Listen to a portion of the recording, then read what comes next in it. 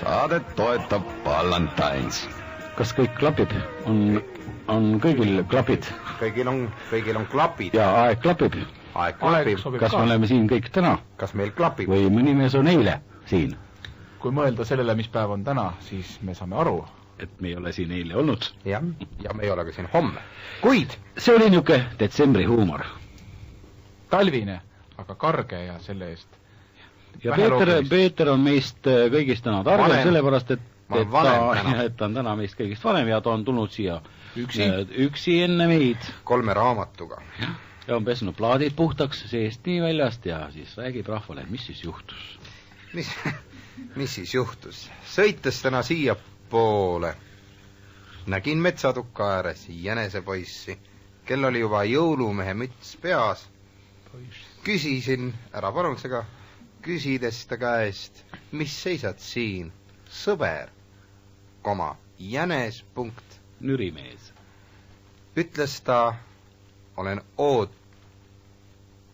valmis. See 8 ood oli seal, ood. Ja kes näevad stuudiosse nagu vastasmaja elanikud, näevad, et meil on punased mütsid peas. Kõigil on valged habemed ees ja me teeme meie esimest jõulusaadet.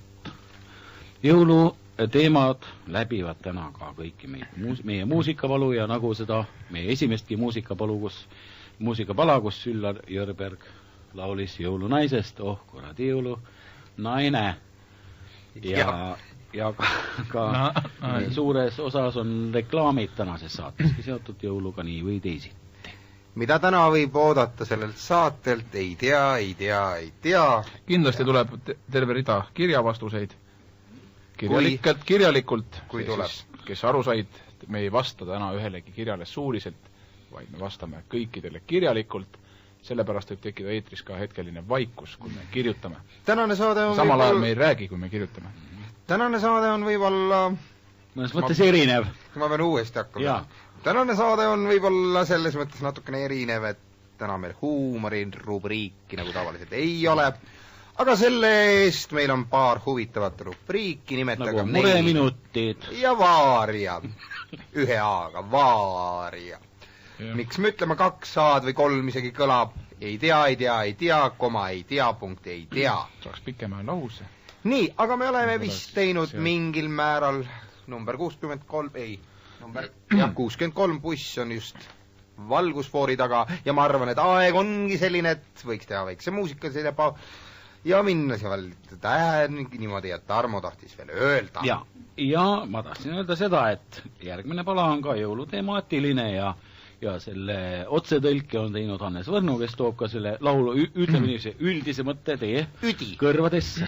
Ja selle laulu, järgmise ettekantava laulu autor on olnud kogu aeg koolipõlves see poiss, keda on alati noritud, sest ta ei ole ennast peale kehalise kasutuse tundi pesnud, on läinud kohe dressidega järgmisesse tundi. See on see sama poiss, kes pidevalt pandi koristuskappi kinni. Just, ja kellele pandi hari läbi varrukate ja munaks süütida. Ja kutsuti munaks. Ja.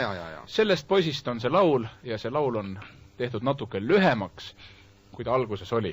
Ja veel nii palju ütlen, ma mäletan hästi, see on see sama poiss, kellele panin mina ühe väikese kiilaka ja peale seda ta kohe kirjutaski selle laulu ja nüüd kuulame selle loo ära. Ta on tehtud lühemaks tuletan veel meelde. Eurovariant.